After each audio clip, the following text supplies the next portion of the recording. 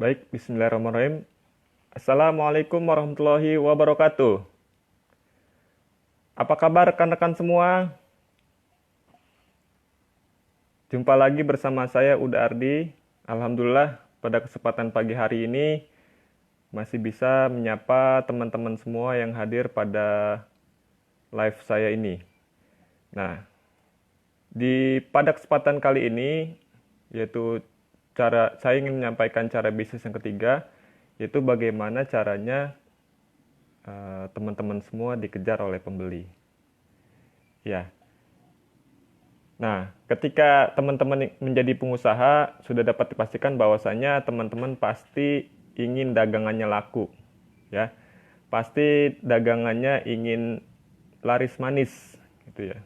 Bahkan teman-teman menginginkan dagangannya ludes sebelum ditawarkan ya. Nah, pada kesempatan kali ini saya ingin menyapa dulu pada teman-teman siapa saja yang ingin dagangannya laris ya. Siapa yang ingin dagangannya laris pada hari ini, katakan saya.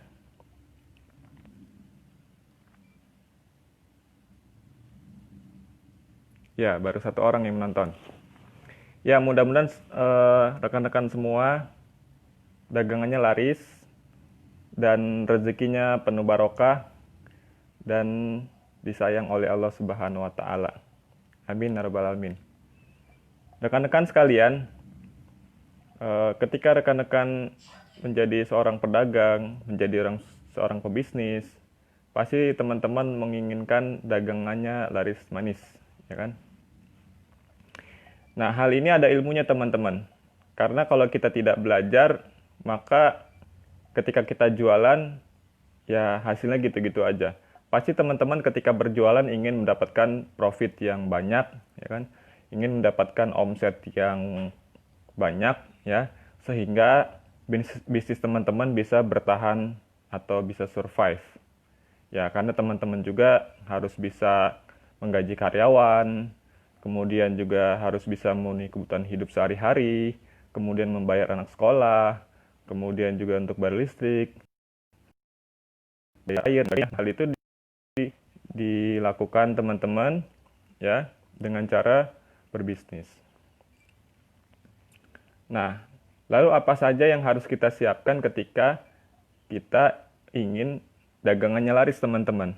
Nah, berikut ini saya ada banyak tips-tips ya yang akan saya berikan kepada teman-teman.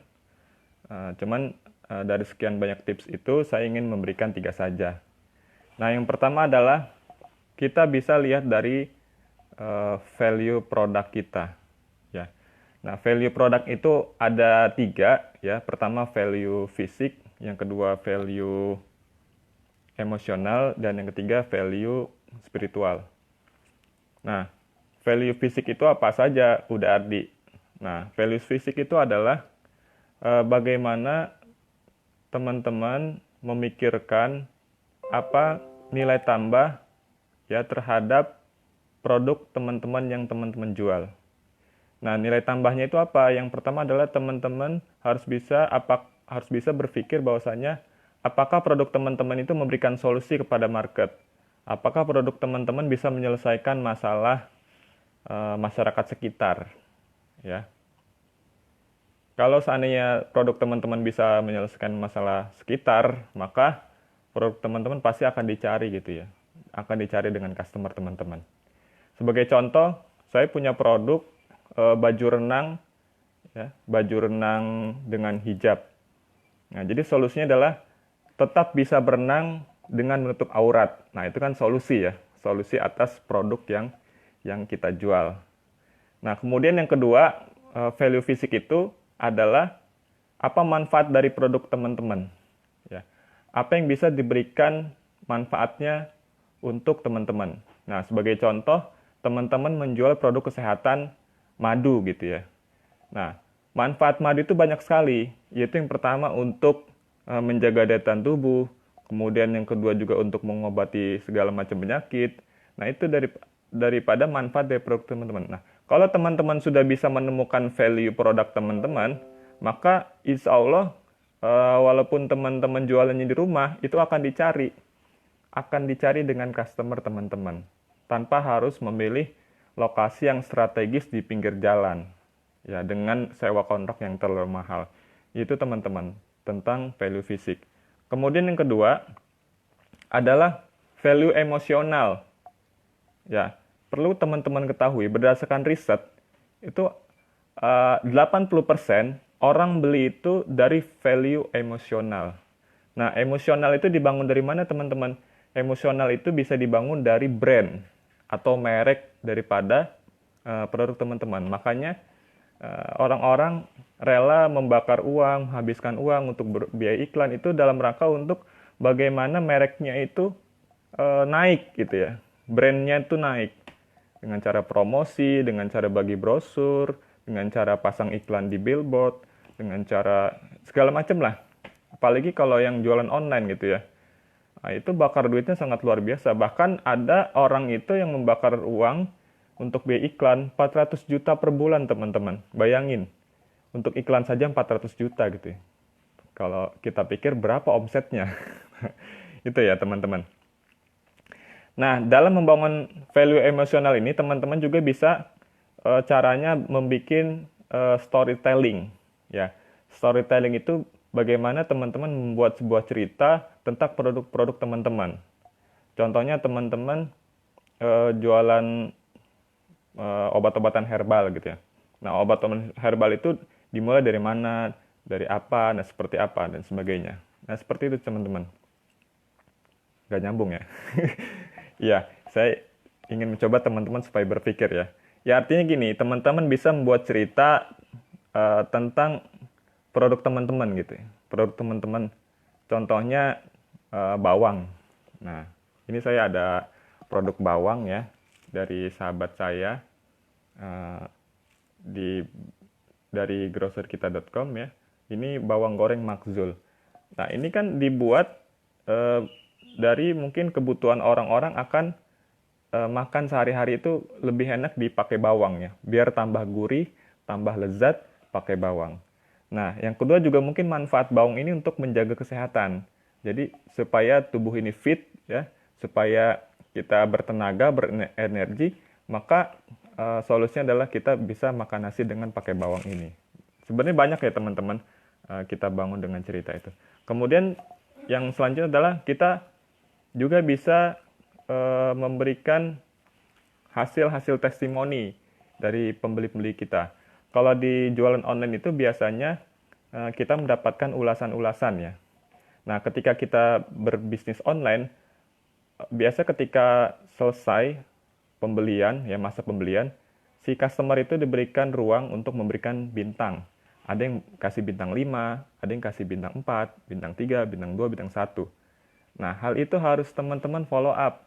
Ketika nanti barang teman-teman mendapatkan bintang 1, apa yang menjadi masalah dari produk teman-teman? Apakah barangnya itu ada reject-nya, ada cacatnya, ataupun mungkin dari segi pelayanan. Bisa juga hal itu terjadi karena kecepatan pengantaran yang lama. Jadi orang-orang sangat kecewa meskipun barangnya bagus ya, barangnya itu original, barangnya itu sip lah. Tapi kalau pengantarannya terlambat, biasanya para customer itu kecewa. Akhirnya memberikan bintang 1. Rugi kan kita kan? Udah ngasih produk yang bagus, kemudian kita udah bakar duit dengan iklan, tapi proses pelayanannya lambat. Kurir kita itu lambat gitu. Karena ini terjadi juga ya, pernah terjadi ya pada bisnis saya. Jadi saya itu ketika mendapatkan orderan itu sudah langsung kirim ya sebetulnya ya. Jadi hari itu order, hari itu kirim. Tapi apa teman-teman, kendala dari kurir. Si kurir ini nganterinnya ternyata habis lebaran. Jadi dia check out-nya tuh sebelum lebaran, ya sampainya habis lebaran. Jadi akhirnya saya dapat bintang 1. Aduh, Masya Allah kata saya, itu kurir membuat usaha kita menjadi rugi gitu ya. Dan akhirnya admin saya memfollow up di lobby, minta maaf pada customer, dan itu bukan kesalahan kita, itu adalah kesalahan orang lain. Maka dari itu ya alhamdulillah si customer ini mau memperbaiki bintangnya gitu ya, mau menambahkan bintangnya sehingga alhamdulillah tetap dapat bintang 5 juga. Nah, seperti itu. Dengan ulasan-ulasan yang baik. Nah, seperti itu. Itu teman-teman, testimoni itu sangat penting ya. Kemudian juga teman-teman juga bisa meminta orang-orang hebat untuk merekomendasikan produk teman-teman. Nah, sebagai contoh kita punya produk frozen ya, frozen food. Nah, itu juga ketika teman-teman ingin produknya laku terjual, itu juga bisa meminta kepada orang-orang hebat atau endorse lah ya, bahasa kitanya endorse. Nah, seperti itu. Nah, kemudian value yang berikutnya adalah value spiritual. Jadi ketika kita punya produk, harusnya kita punya value spiritual. Nah, value spiritual ini bisa dilihat dari value atau nilai tambah yang menyentuh nilai-nilai agama. Ya, contohnya teman-teman punya produk bakso. Nah, bakso itu mungkin teman-teman bisa mengambil suatu keunikan yaitu halal. Jadi bakso ini halal. Yang pertama halal. Nah, yang kedua mungkin teman-teman dengan membeli produk teman-teman itu customer itu ikut berdonasi ya secara otomatis, ikut beramal. Nah, seperti itu. Nah, value spiritual ini biasanya akan menjadi chasm ya, jurang pemisah antara produk kita dengan produk kompetitor. Nah, seperti itu teman-teman. Jadi, secara otomatis produk kita akan laris terjual. Ya, saya berharap dengan adanya video ini, mudah-mudahan teman-teman bisa terinspirasi dan teman-teman bisa termotivasi dan jualannya semakin laris, semakin omsetnya semakin meningkat, kemudian juga profitnya juga semakin membesar. Itu saja video singkat dari saya. Salam sukses, Uda Ardi. Wassalamualaikum warahmatullahi wabarakatuh.